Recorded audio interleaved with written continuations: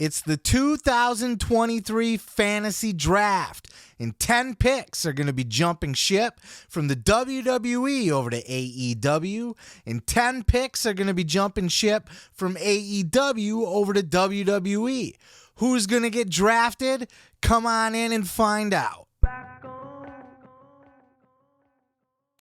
What's up, y'all? It's your boy Seth Grimes back here with another video, and this one's gonna be a fun one as I've sat down and I have designed a fantasy draft in which 10 picks will be drafted from the WWE over to AEW, and 10 picks will be drafted from AEW over to the WWE. Now, I didn't just pick the top acts from each company to flip-flop, as that would be no fun and it would be too easy. What I did was I tried to take a look at guys that could either benefit greatly from a change of scenery or guys that are maybe being underused that would probably be used better in the other company. Now, this is completely subjective. This is just my picks.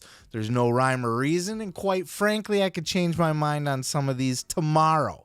But as I sat down and I wrote up my list for this here video, this is what I came up with. So keep in mind, these are my picks, and you may have something completely different, and that's fine. In fact, I encourage you to share that down in the comments below.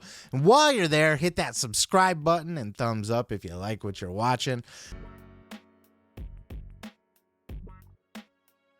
Now, we got some guidelines for this here fantasy draft. As I said, we're not just going to raid all the top talent from each brand and switch them around. In fact, we're only going to switch one main event level talent. That's right, only one main event level talent will switch places between the company. We will also have 3 upper mid-card talents.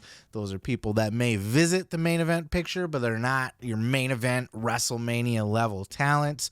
Upper mid-card, we're also going to be picking 2 tag teams from each roster. Tag teams only count as 1 pick, even though there are 2 guys per team. 1 pick, 1 team, 1 pick. 2 tag teams will be drafted, as well as 2 talents from the women's roster will switch places, and 2 lower mid-card talents. These are guys that may visit a TNT title match opportunity or a United States title match opportunity, but are ultimately mostly there just to lose. Maybe they haven't had the right opportunity, and this is the switch that they need to boost their career to the next level. And finally, just for fun, even though I said 10 picks each, we will be throwing in an 11th pick, which will be a wild card pick, which will be a draft or a hire from outside of either company, which means whoever they pick for the wild card is not currently employed by either WWE or AEW. That could mean a New Japan talent. That could mean a Impact Wrestling talent. That could mean somebody that's just been released or is on the independent scene right now. Any wild card is up for grabs in that particular pick. So let's just go ahead and dive into it with our first pick in the draft, our first round draft picks for each roster. All right, we're going to go ahead and start off hot with the first round draft pick from the women's roster. Remember, we're going to be doing 2 draft picks from the women's roster from each company, and we're going to go ahead and get into the first pick, starting with the draft pick from AEW to WWE from the women's roster. The first pick we have is going to be Dr. Britt Baker, DMD. That's right. Britt Baker would be my first draft choice over to the WWE from the AEW women's roster. Look, Britt Baker is the biggest star on the women's roster in AEW. It's hard to argue that. She is the fucking pillar. She is the tent pole, if you will, of that entire division. She is what makes that division work. Unfortunately, you know, she's had her reign for quite a long time at the top of the card as champion. many main event matches as women's champion. Big brutal matches with Thunder Rosa and all the violence that went into those matches. But yet now she's being used to get over all these other talents that are jumping over. She put over Toni Storm, put over fucking Ruby Soho, she put over fucking Paige Saraya when she came over.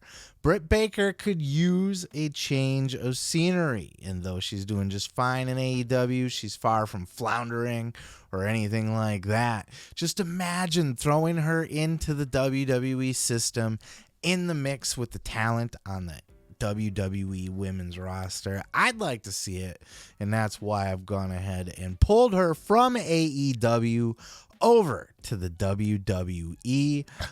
But with that pick, WWE is going to have to give up a talent on their women's roster, and the talent that AEW will be drafting in my little fantasy draft from WWE over to their women's roster is going to be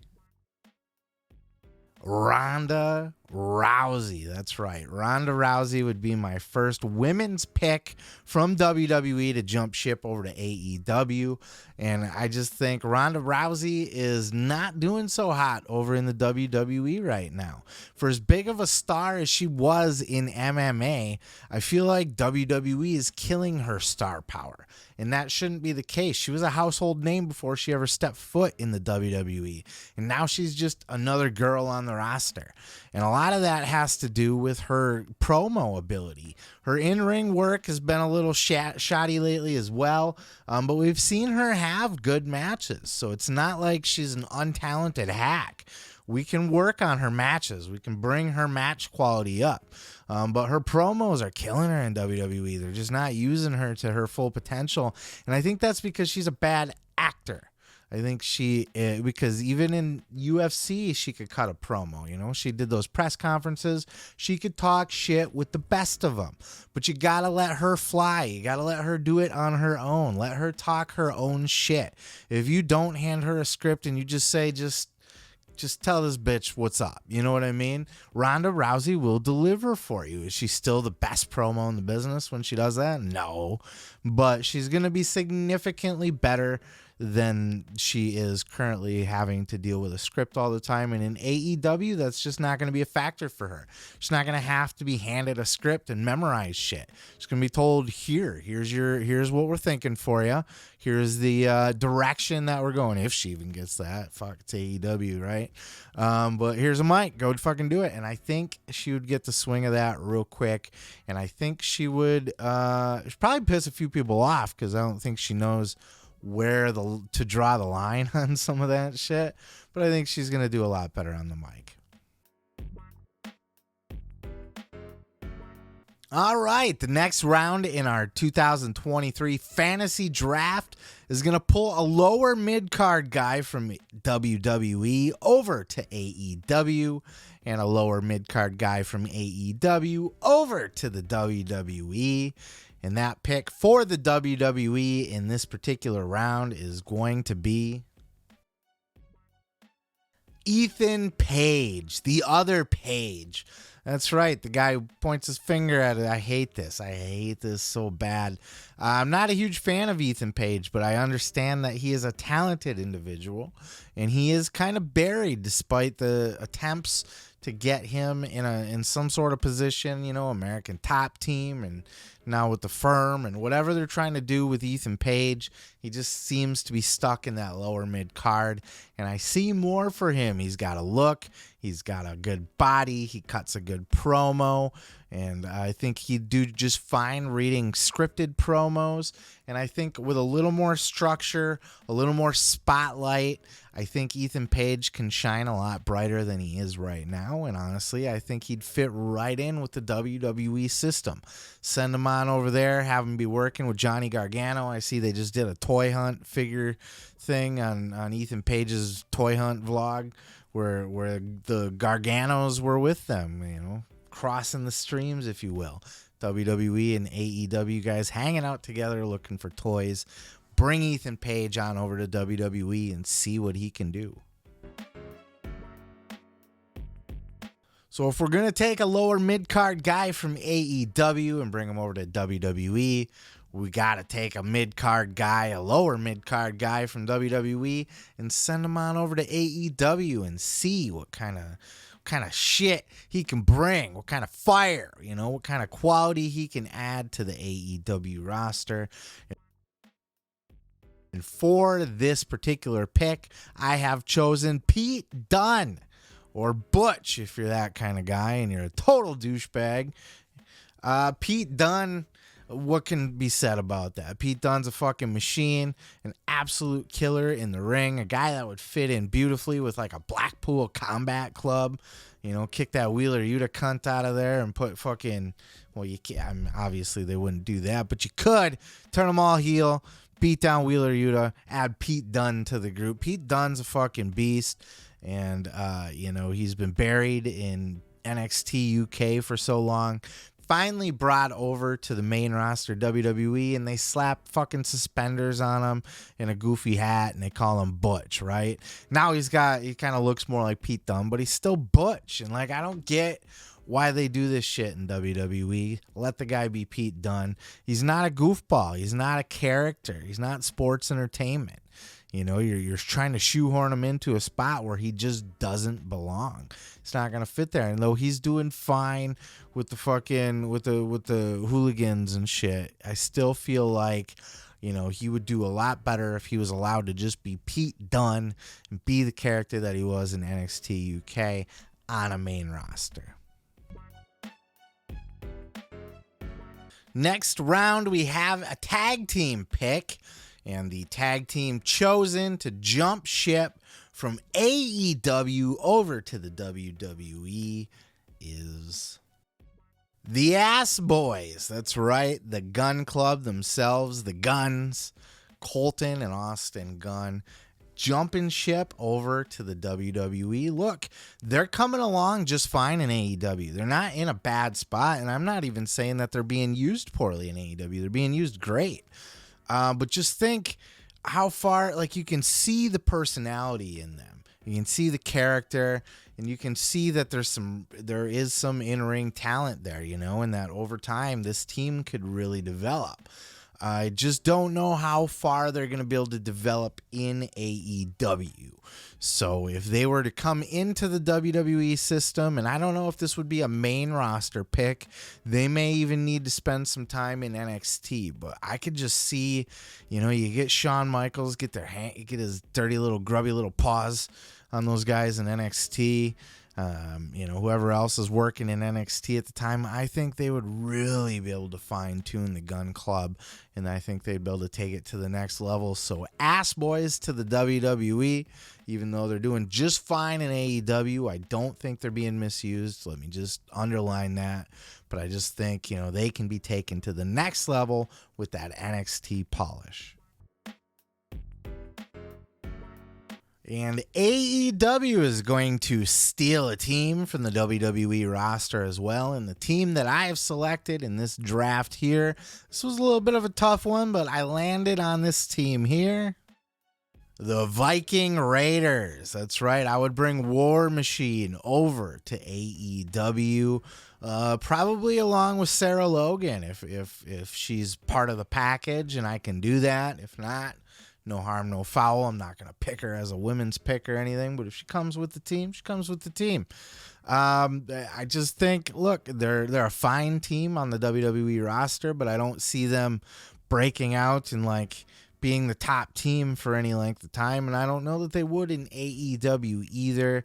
But I think, given the ability to just kind of run free a little bit more, be a little bit more violent, be a little bit more of an action-packed tag team. They do some great shit in WWE, but everything in WWE is so produced, so scripted, so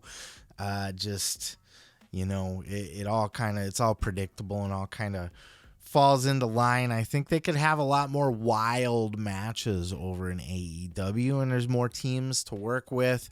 And though I don't know that they could work their way up to a tag team title win, I think certainly they would they would be much more entertaining with a fresh new look and a fresh new presentation over on a new brand with all new teams to work with. And just let them run wild, man. They can always come back to WWE later, but I think they're just kind of stuck where they're at. They're not going to get above the Usos, and even if the Usos were to leave and go somewhere else or step down as tag team champs, it's not going to be the Viking Raiders that move up into that spot. So in AEW, they may just get more chances, or at least be able to have better, fun, entertaining matches and really kind of leave that legacy of being one of the greatest tag teams of all time.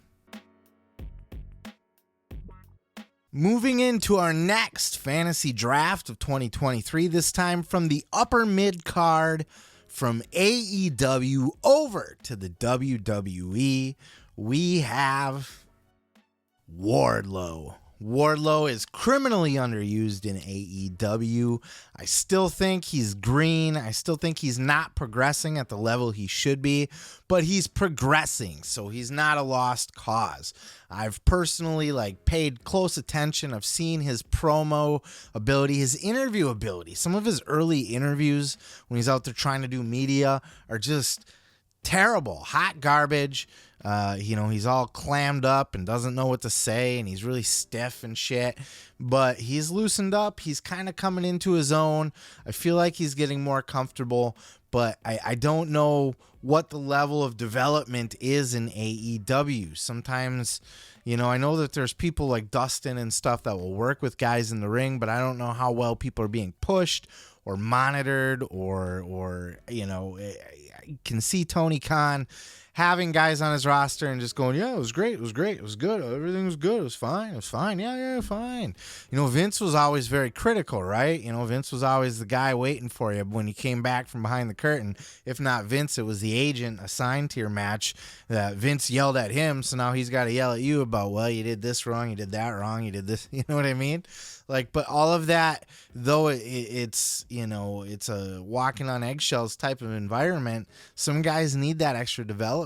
And I think a guy like Wardlow in the WWE system is going to get that extra helping hand. And I really think they're going to just see dollar signs in a guy like Wardlow, see like a next Batista in a guy like Wardlow. And they're going to really work with him as much as humanly possible to get him to a WrestleMania main event.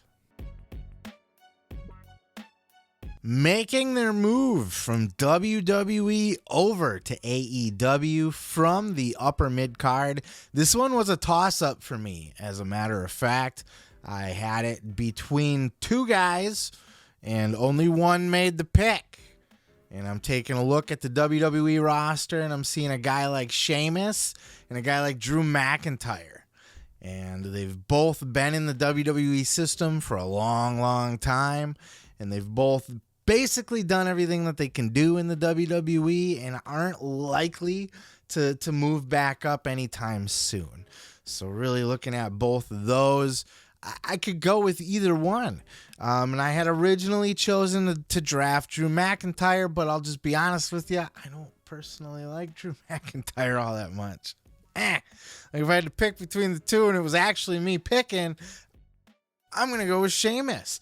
So to really stir shit up, Sheamus has been a lifer in WWE, but he's also done other than a main event WrestleMania, which he's even had world title matches at WrestleMania. If you remember, he did the brogue kick and beat the shit out of Daniel Bryan in like 3 seconds. Remember, Bryan was kissing AJ Lee and then got the big boot?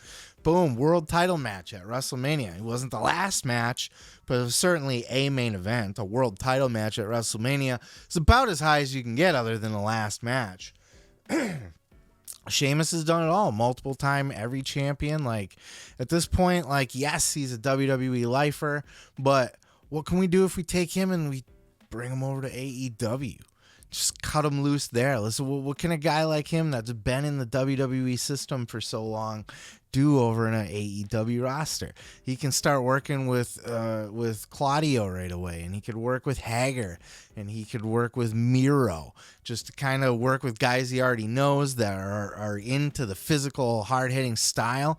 And then you could throw him in there with wild cards. Like, can you imagine Sheamus and like a Minoru Suzuki, bringing a fucking Suzuki to work with him, or like a fucking Ishii or something like that?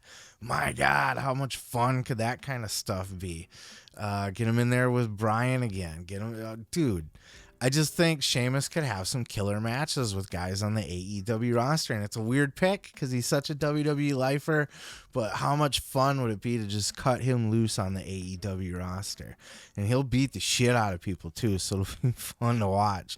You know, I think he'd move up quick. I really think he'd at least get in the title picture. You know, he'd be as high as he is now. I think he'd earn that spot rather quickly. Let's go ahead and pull our second pick from the lower mid card. And this time we're going to do a pick from WWE over to AEW. We're going to switch it up and go in reverse. And for this particular pick, we're going with Ricochet. That's right, Ricochet to AEW confirmed, baby. Look, Ricochet was a hell of a talent on the indies. He was great in that fucking Aztec Lucha Underground shit. And he was great in NXT. He was the North American champion over there. He has all the potential in the world, but he's almost like, could be like a modern day Rey Mysterio, but for some reason he just hasn't gotten past that level, and he's almost like a modern day Evan Bourne in WWE. And I think he can do better. Now, look, personally, he doesn't do anything for me, but I knew I liked him better in NXT.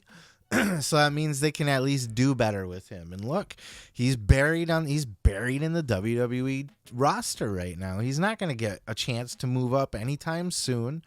So let's go ahead and shift him over to AEW. He can start working with those guys within that system, and let's see how he hangs. I think it's at least a fresh start. And can he work his way through the mix? Can he break out of the pack? You know, I don't know that he'll be able to, but at least it'll be a fresh start and a new opportunity and a fresh look for Ricochet, or Rick O'Shea. And the AEW pick to be moving over to the WWE roster from the lower middle card is going to be my boy Swerve. Swerve Strickland jumping ship back over to the WWE. I think he's doing just fine on the AEW roster. And in fact, I think he's spotlighted properly. He's got a good storyline. He's made a beautiful transition to being a heel that's working and getting over. And I really, really think that Swerve Strickland is a guy that has main event potential. And though I think he's perfectly well on his path to AEW and he doesn't really need a change of scenery, let's put him back because, he was working with Hit Row and he had come up under that WWE system in NXT and had that cup of coffee on the main roster. Let's throw him back in the mix, put him back with Hit Row, because Hit Row's lacking without Swerve Strickland. And though Strickland doesn't need them, I think he's doing great in AEW. And I even hesitate to pull him. But look, we're looking for a good up-and-coming talent, and I don't know that Swerve... I think he just might have a little bit more of an opportunity, and if not, just at least more visibility on the WWE roster. So I want to give him the highest potential that he has because I see a lot in him. So let's send him back over to the E. Let's hit it with another mid-card guy. Let's go back to the upper middle card and do our next round of draft picks for the 2023 AEW WWE Fantasy Draft. And from AEW over to the WWE, we're going with Powerhouse Hobbs. Pow. Powerhouse. I love me some Powerhouse Hobbs. I think he's doing just fine in AEW as well, but my God, take a guy like Hobbs, put him over. Same thing with Wardlow, man. Like, Hobbs is coming along well. He's doing just fine. He's even positioned well, I think. You know, he's in that upper mid card. He really is. And at least they're spotlighting him to a certain extent. You know, he's got the next book of Hobbs or whatever the gimmick is they got going on. Will Hobbs, I see so much potential in this kid. He's got an amazing look. He's definitely still a little green, but he's got definite potential in the ring. You know, his strength is incredible, and his personality and his character and his promos are coming along fine. And the way he carries himself, his swagger, that little sneer that he's got going on. He used to overdo it, but somebody had to have pulled him aside and just said, you know, tone it down. Still do it, but tone it down. And he has, and it's almost like slight nowadays instead of so animated and cartoon. He's really progressing. Take that shit over to the WWE, put him through the system over there, and he'll just come in and wreck fools. I mean, wreck them. You know what I mean? Like, I really see, like, you give him a good push and you give him that fucking WWE machine behind him, the training, they have just endless resources to have these people, to take these people to the next level. You know, even though Hobbs, like I said, he's not being neglected in AEW. He was for a little bit, and that's a problem too, you know, consistency. But, you know, how far can they take these guys without their own developmental system, without their own training people? And how hard are they producing people? You know, I said it earlier. Vince was always there to critique and tell you what you could be working on. I'm sure AEW agents do that to a certain extent, but I know goddamn well Tony ain't telling any wrestler what he could be doing. You know what I mean? Even though Vince wasn't a worker or anything, people respected Vince. And, you know, Tony's got to earn that still. Tony's still Vinny Jr. You know what I mean? Little Vinny Jr. You know, none of the guys that worked for his dad had any respect for Vinny Jr. But once those people started phasing out, the 70s guys, and Vince was bringing in his whole crew of 80s, by the time the 90s came around, Vince was respected because he had the years in, and now he was the elder. He's been doing it for a while. Tony Khan's got to earn that. So I think, you know, guys like Hobbs, to really make it to the next level and be mega stars in the business, they got to go through the machine. That is the E. Making the move from the WWE roster over to AEW from the mid card is going to be Matt Riddle making the leap from the WWE over to AEW. Might have a little bit to do with his wellness violations, you know, maybe not something he's got to worry about as much over in AEW, which isn't necessarily a good thing, depending what he's on. If he's on a bunch of, like, junk that can, you know, fuck him up, like a lot of these other wrestlers from the past that have dealt with, we wouldn't want to encourage that in an environment that's not going to, you know, be hard on him about it. But at the same time, hey, fresh start, fresh people to work with, maybe less cartoony, less gimmicky. I very much see the potential for a Kurt Angle style wrestler out of Matt Riddle. Matt Riddle can do the goofy. He can do the comedy. He can do the stoner. He can do the bro. He can do the pigeons flying out of his fucking feet. He can do all that. The scooter, you know, like he can do that. And same with Angle and all the goofy shit that Angle did. You know, the little cowboy hat and the fucking banjo and the milk and all of that fun stuff that Kurt did. But then remember when Kurt was the killer fucking wrestling machine? Remember when he did the ECW thing for a little while and he just turned into a destroyer of worlds, just the wrestling fucking, you know, like he had that match with Randy Orton at the ECW pay-per-view and he just was a beast.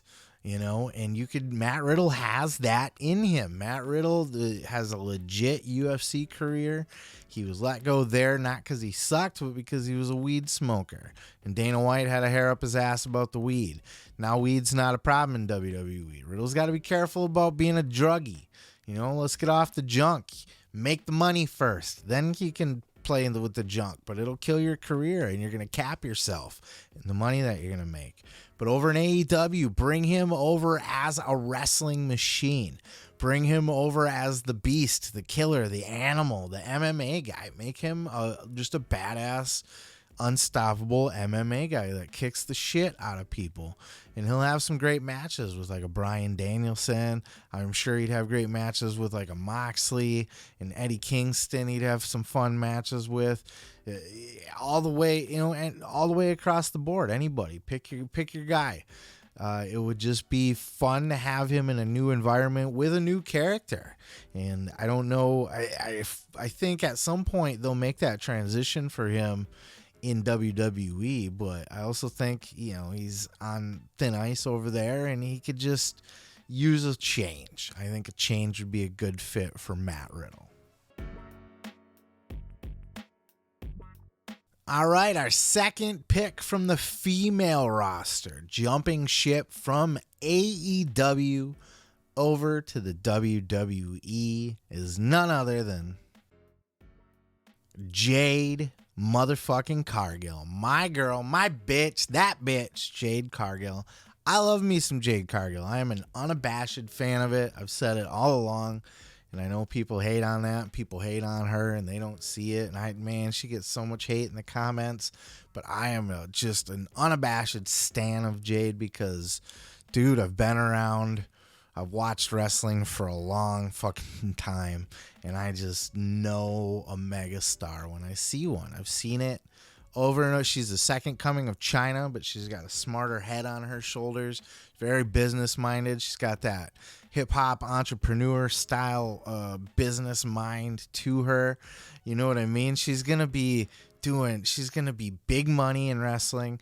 She's gonna be main events in wrestling. If she goes over to the WWE, put her through that system, they're going to improve her in-ring ability, and maybe she only gets to a certain point in-ring. I've never said she's a great wrestler. She's a great personality. She's an iconic personality. In the right hands, you can make Jade. Jade's going to be on all of my shit. She is in all of my marketing. Anything I put out, Jade Cargill's face is going to be on it. She's going to be on the side of my trucks for, my TV trucks. When you see how they put the wrestlers on the side of those, she's going to be on my billboards. She's going to be on the side of the buildings when I do WrestleMania. She's going to be on the cups. Remember CM Punk was upset about not being on the Slurpee cup? Jade Cargill will be on my Slurpee cup.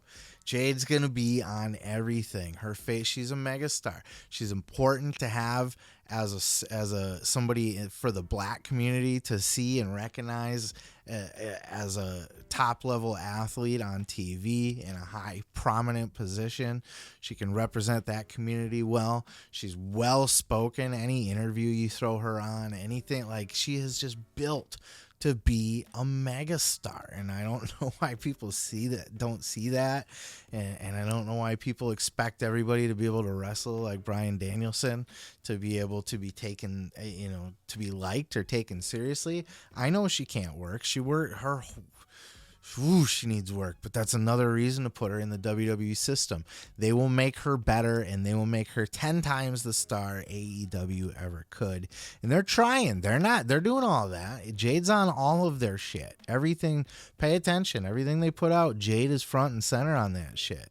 And that's why she is the TBS. They created that belt for her so that she wasn't holding down everybody else in the women's division like a Britt Baker and all these other people, because they're going to still have their opportunity, because otherwise Jade would just be ruling all of them. So you kind of almost keep Jade in her own bubble so that she stays just on top. So yeah, all day, she's a fucking top draft pick for WWE if I ever say so. And I would be very happy to see her over there. Making her move from the WWE over to AEW's women's roster is the Queen. Woo! Charlotte Flair will be making her AEW debut. And this is, I've thought this for a long time. I thought this when Andrade was over. There was just that little hint of a rumor that, possibly Charlotte could be interested in going to AEW at some point or whatever. Now we know that's not going to happen because Andrade just wants to get the fuck out of AEW, and there's some beefs going on there, you know what I mean? But in a fantasy world, in my own fantasy picks, I think a Charlotte Flair with a whole new roster of people to work with, get her in there with Thunder Rosa, bro. All day. Thunder Rosa, you think she's tough on some of these bitches? You think Charlotte's going to put up with any of that crap? Charlotte would beat the fuck right back out of her, dude. It would be a war, and it would be a great match to watch. Britt Baker. Charlotte Flair versus Britt Baker. Oh my goodness. Like the things that you could do with that girl over Tony Storm, Ruby Soho's over there. You got fucking, the list goes on. They have a great women's roster over in AEW. Saraya now is back in action.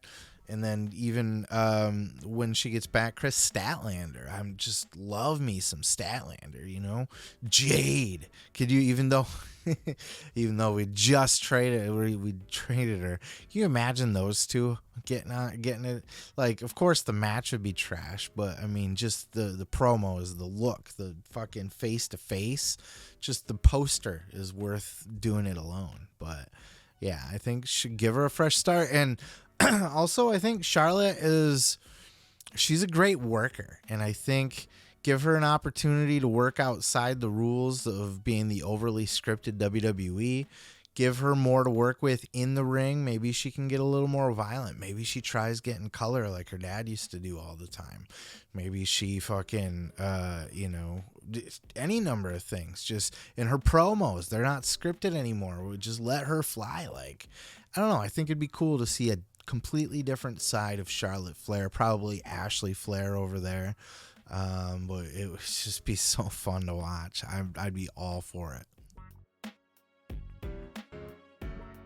And our second tag team pick, going from AEW over to the WWE, FTR. That's right, FTR making the jump back to the WWE. They're being used like dog shit in AEW. So now, wrong or right was the perfect story. Was it just an absolute layup? Is it just me? And I know Jim Cornette's been all over this too. It was a perfect layup to have FTR win the AEW belts while they were still the Ring of Honor belt champions, while they were still the AAA champions, while they were still the New Japan champions. Hold all the gold. Just for the photo opportunity alone, and just because they goddamn deserve to be able to say they literally held every single major title in the business at the same time other than the WWE title. And they'd probably win those too if they weren't contractually banned from doing so. So it was, to me, that was the perfect opportunity. And now their time has passed, and that's why they didn't beat the Acclaimed, because it would just be stupid to beat the Acclaimed now at this point. And now they're losing. Look, they lost the ROH tag title. They lost the titles to the Briscoes. They're probably going to lose. They got a New Japan title defense. They're probably going to lose there too. Like, their time, it's past, man. They were just, the ball's been dropped with FTR so many times, and you have to wonder why. And all the Bucks fans out there, the Buckaroo fans, will just say, oh no, they're just the good old nice boys. You know what I mean? Never meaning no harm. Yeah, I think they're holding FTR down. I think that's true. I think it's evident by the way that they completely avoid facing them and losing to them. And even though they did face them twice and lost to them once, it just baffles me that they didn't see the money in that third match, and just the way that they've completely avoided it, and the way FTR just doesn't get used on TV. It's getting better now, but it's time to jump back over to Papa H. You know, Papa H understands FTR and respects FTR, and hell, they can go over there and have a hell of a run in WWE if WWE gets serious about their tag team division again. And I think it's better off under the supervision of Papa H than Vince. So let's give it a try. Of course, one team that FTR would not get to face over in WWE because they're going to AEW is going to be the Usos. Jimmy and Jay Uso making the leap over to AEW. This on the basis of what else is there to do. Unless they split up and do a singles run at this point and see how far they can get doing singles runs, they've literally like dominated the tag team division. They are the kings and the rulers of the world. So what they're going to do is they're going to continue to sit on top of the WWE until they're not. And then they're going to fight to get back on top of the WWE, and maybe they do again. Maybe they do again a couple times. But eventually they're not going to get back on top of WWE. And, you know, this is the peak right here. So unless they go singles or, you know, this could continue for a while, but inevitably they're going to fall, and they've done it all. They've worked with everybody. What's the point at this point anymore other than to just keep making the money and keep sitting at the top of the card or close to the top of the card? If you want to just have one of those legendary tag team runs like the Dudley Boys did, like the Road Warriors did, like fucking the Young Bucks did, even though they've never been in WWE yet. But you want to be one of those, FTR certainly, you want to be one of those traveling all-time teams. Go to AEW and try your hand over there, win the gold over there, face the Young Bucks. You know what I mean? You wouldn't be able to work with FTR because they would have left to WWE, but lots of teams to work with over there. Death Triangle, Lucha Bros. Can you imagine those matches with the Usos just out of that right there? My God.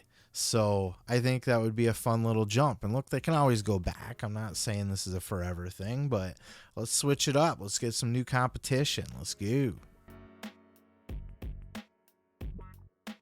All right, we are down to our top main event pick from each roster, and we're going to start with the man that is going to be leaving the WWE. He has been drafted over to AEW in my fantasy draft of 2023. The man reporting over to AEW Dynamite is going to be Seth freaking Rollins. Seth Rollins, I think, even though he's being used in a prominent position over in WWE, he's not going to get back to that top of the card. He might win the title again someday, but I don't know if he'll ever be the guy. And that was something he lamented in his interview he did with Ariel Helwani. He was like, yeah, I honestly think that living in the Roman era, I will never be the guy. I'll always be number two. I'll always be Macho Man to his Hogan. You know what I mean? And he's never going to get past that point. And he won't unless Roman eventually steps down or goes away. Maybe Seth could get there. But just imagine if a guy like Seth Rollins made the jump over to AEW. It would be a game changer. It would be as big, if not bigger, than it was when CM Punk debuted for AEW. He is going to immediately sell you more tickets. He's going to immediately get you more ratings. He's going to immediately sell a shit ton of merch.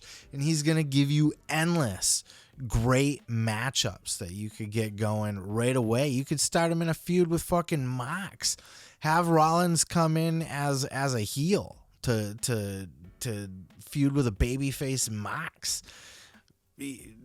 Endless possibilities over in AEW, and I think it would be a good change for him, and I think Rollins could move himself up to be the face of AEW.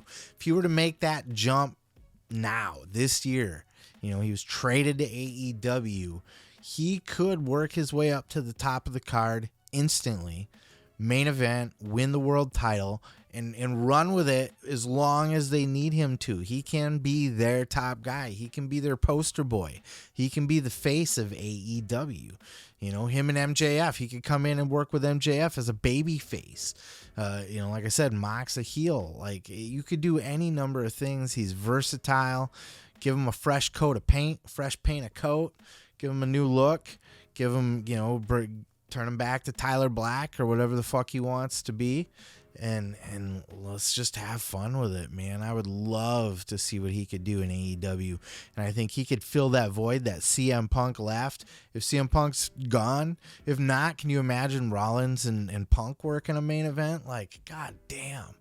So fun. So fun, the possibilities of him over to AEW. I think that would be a fantastic move. And if you're pulling a main event top guy from AEW over to the WWE, you have to go with my man, MJF. There's no other choice. What are you going to bring Moxley back over there? Bryan Danielson? Like, these are guys that already made the move from WWE to AEW. You need a guy like MJF who has the world in front of him and has everything to gain from going through your machine. The worry I would have is he would be significantly watered down. He would have to play within those boundaries, or they would have to be able to be allowed to bend their rules a little bit for a guy like MJF. But I think he could do it. I think he has the talent to do it. Don't get me wrong. I just don't know if he'd be as big of a star, if he would lose what makes MJF if he was a watered down version. But fuck, at that point he's making way more money and he's a household name. I don't think he's quite there as a household name yet. And in WWE, he would absolutely get there. They would put the machine behind him, and it would only be a couple years before he's main eventing WrestleMania for world titles. He would easily be a guy that, you know, they'd put him over Roman Reigns. They'd put him over. He'd probably work his way up to the title almost immediately within the year or two.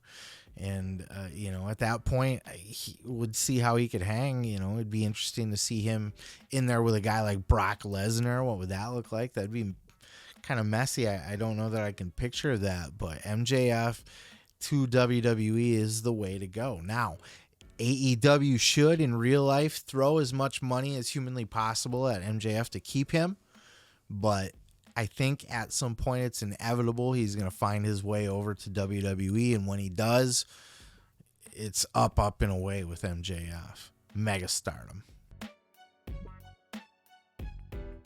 And finally, we got a wild card pick. These are two talents that are not on any roster as of right now, or presumably will not be, because the first pick that I'm going to have here is Sasha Banks is going to debut in AEW. Now, it's all but said that she's done with WWE, though she does technically still appear on WWE's roster page. So one of those situations where is she, isn't she, but we all, you know, have basically heard that she's going to New Japan and that she's all but done with the WWE. So if that is the case and we're rolling over to 2023 and she's a free agent, boop, we got to snag her over to AEW, pay her whatever the fuck you need to pay her.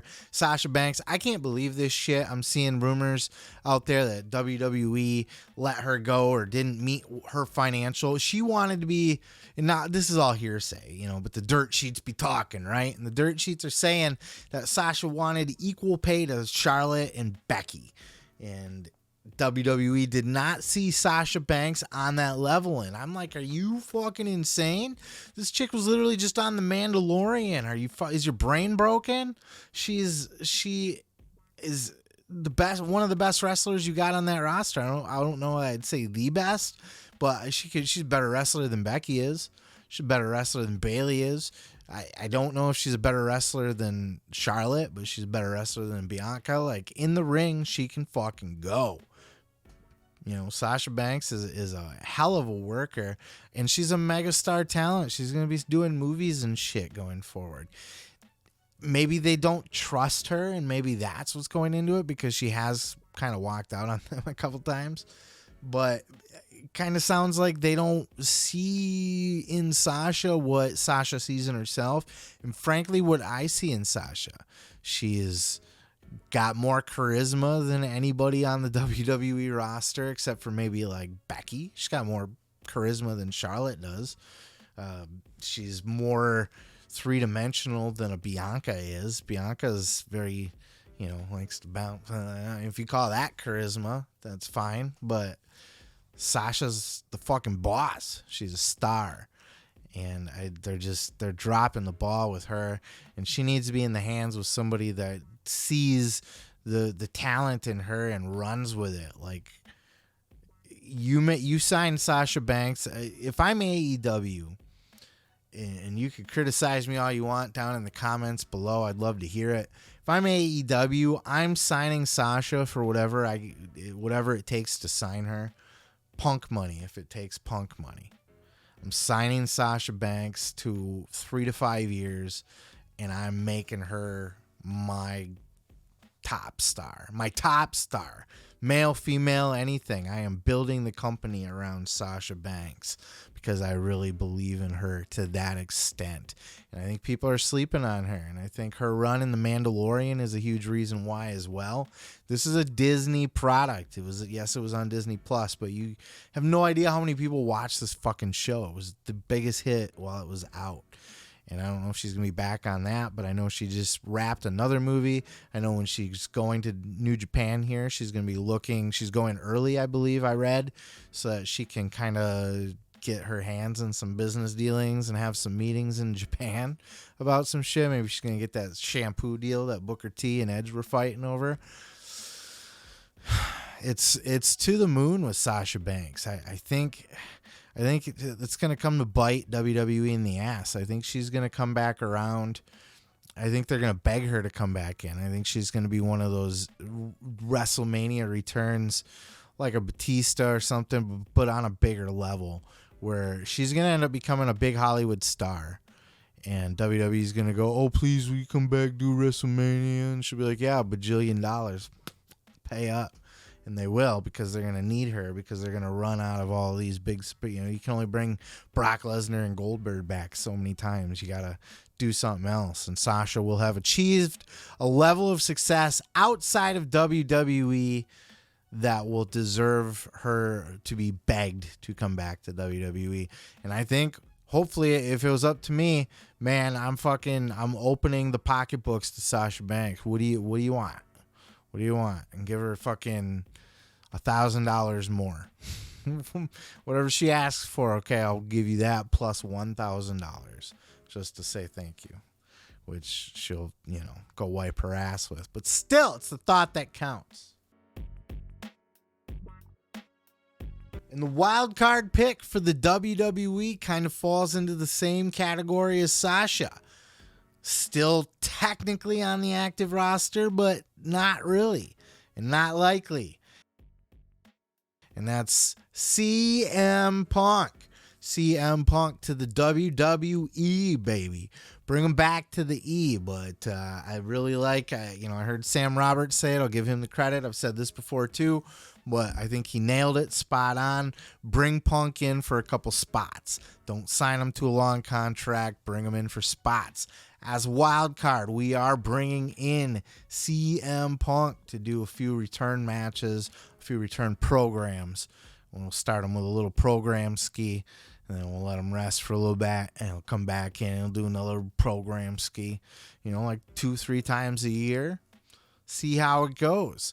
And now this is all if he's going to end up parting ways with AEW, kind of in the same boat as Sasha, still showing as an active member, but not likely to return. So if that's the case, bring him over to WWE.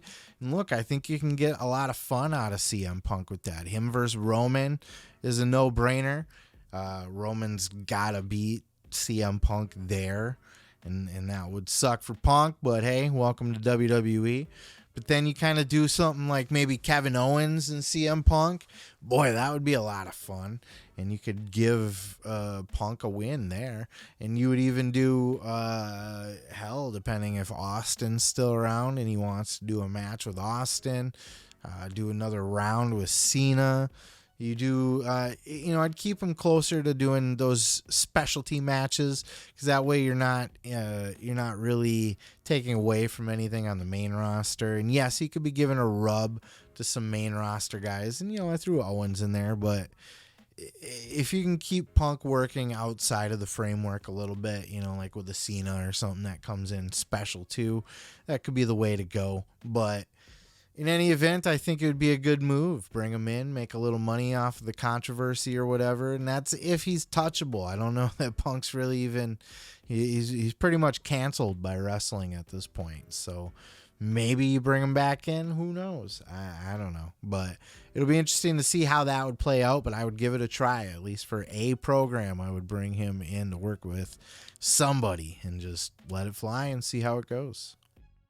Well, those were my picks for the 2023 Fantasy Draft, WWE and AEW. My picks are just my picks. That's just how I would do it. And like I said, if I wake up tomorrow, I might do it differently. But I'd love to hear what you would do. Let me know your picks down in the comments below. You could do all 10 for each, or just your top picks, or however you want to do it. Or you can just tell me to fuck off and my ideas suck. It's fine, I guess. Be nice about it, though. I will cry. Thank you for watching. Peace, love, and pizza. I am your boy, Seth Grimes, and we will catch you in the next video.